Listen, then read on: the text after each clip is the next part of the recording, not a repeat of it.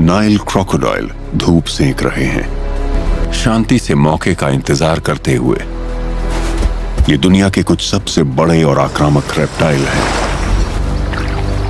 इनमें से कुछ 5 मीटर से ज्यादा लंबे और करीब 750 किलो वजनी होते हैं।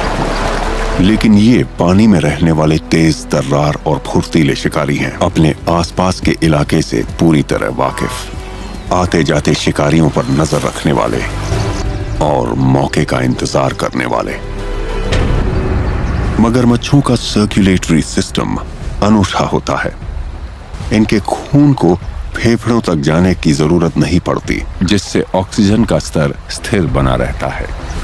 इस तरह ये पानी के अंदर 2 घंटे तक अपनी सांस रोक कर रखते हैं, घात लगाने की तैयारी करते हैं।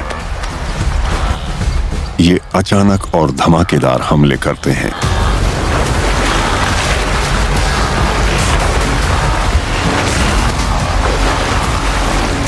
धड़कन रोक देने वाला झपट्टा, जो पल भर में या तो कामयाब होता है या नाकाम।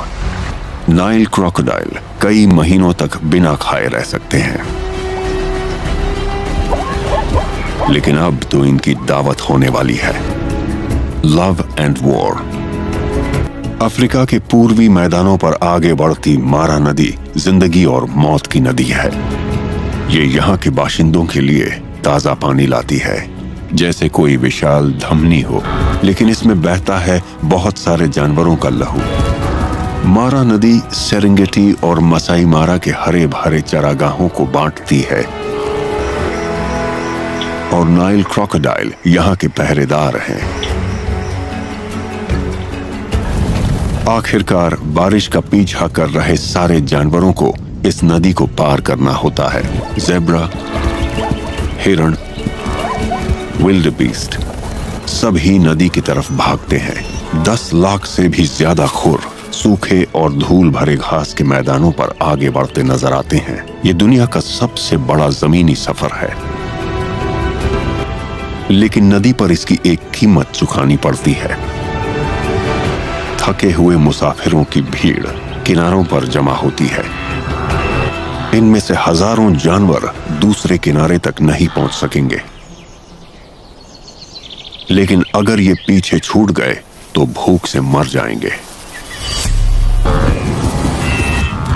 अपने दर्जे के हिसाब से जानवर आगे बढ़ते हैं तो भगदड़ सी मच जाती है।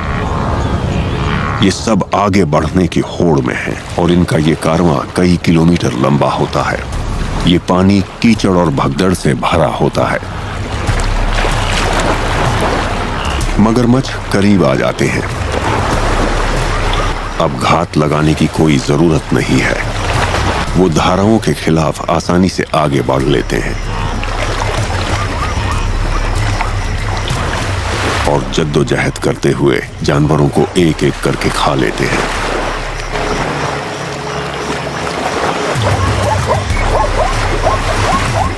इनके जबड़े दुनिया के सबसे ताकतवर जबड़ों में से एक है। इनके दांत शंखनुमा और मुड़े हुए होते हैं, जो शिकार के भीतर गहरे घुस जाते हैं और उसे एक शिकंजे की तरह जकड़ लेते हैं। मगरमच्छ का पेट छोटा होता है, पर वो एक एसिड की टंकी की तरह होता है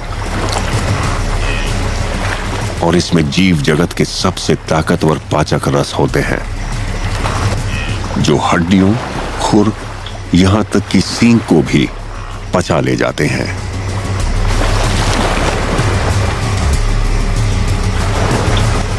ये जितने जानवरों को मारते हैं, उससे कई ज्यादा जानवर तेज धाराओं में बहकर मर जाते हैं।